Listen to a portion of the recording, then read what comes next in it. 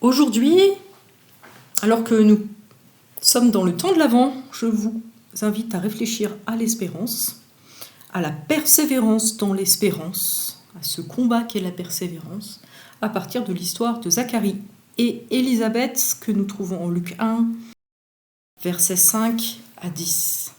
Au moment où Hérode le Grand est roi de Judée, il y a un prêtre appelé Zacharie. Il fait partie de la famille d'Abia, une famille de prêtres.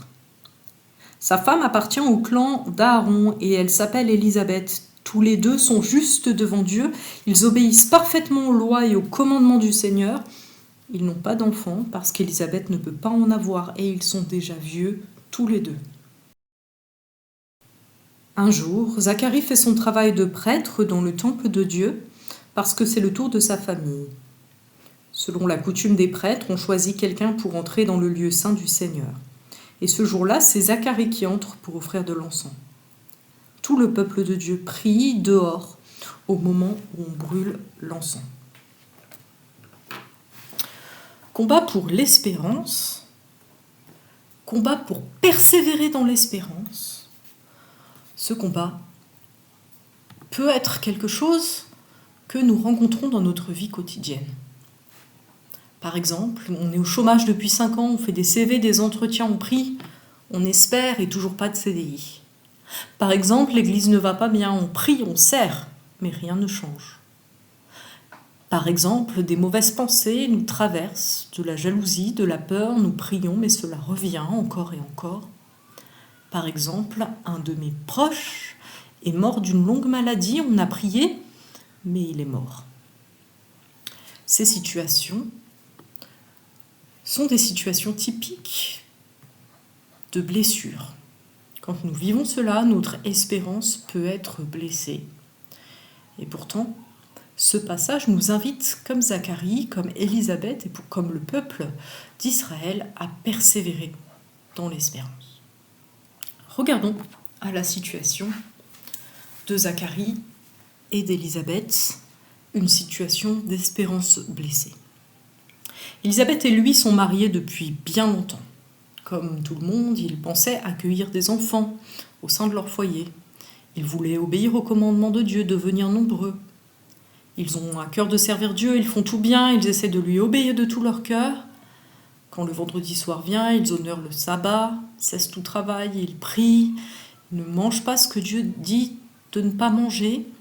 Mais au bout de 30 ans de mariage, c'est seuls qu'ils servent Dieu tous les deux, alors que tous leurs amis ont des enfants, des petits-enfants, des foyers bruyants. Alors viennent certainement les moqueries, on les regarde avec pitié. Une vraie femme a des enfants, Élisabeth, toi tu n'es pas une vraie femme, tu ne peux pas comprendre la vie. Et toi, Zacharie, mais tu aurais dû en épouser une autre. Quel sens a ta vie? Dans quelle misère te trouves-tu? Et puis derrière cela, une idée décourageante répandue à l'époque. Si tu n'as pas d'enfant, c'est que Dieu te punit. Certainement, Élisabeth et Zacharie prient, comme d'autres personnages de l'Ancien Testament, pour avoir un enfant. Puis l'âge vient, 48 ans, peut-être 50, car 50 c'est l'âge limite, l'âge de la retraite des prêtres. Et on comprend que cela n'est plus possible. Espérance blessée. Espérance blessée aussi pour le peuple d'Israël. Israël est la nation que Dieu a choisie.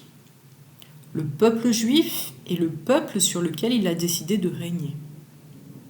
Mais le peuple a refusé le règne de Dieu, alors 700 ans avant cette histoire, il a été vaincu par Babylone. Les prophètes ont promis que Dieu reviendrait régner, ils ont annoncé un roi qui viendrait de la part de Dieu. Mais cela fait plus de 600 ans qu'ils attendent ce roi et il n'est pas là. En 600 ans, le peuple a été dominé par diverses nations qui se sont moquées de ses lois religieuses, ont dévoyé le culte. Et au moment qui est décrit ici, le règne d'Hérode, ce sont les Romains qui exercent leur domination. Et cela fait 400 ans que Dieu n'a pas parlé à son peuple. Espérance blessée pour le peuple. Espérance blessée pour Zacharie et pour le peuple auquel il appartient. Espérance pourtant vivante, malgré tout. Une espérance qui se manifeste par la persévérance dans le service de Dieu. Zacharie persévère avec son épouse dans le respect des commandements. Et au moment où intervient cette histoire, il est en train de servir au temple comme prêtre. Il effectue son service. Et le peuple fidèle est là avec lui, à l'heure de l'offrande du soir, en prière. Ils servent Dieu. Ils continuent à lui parler, ils continuent à lui présenter ce qui ne va pas, ce qu'ils attendent.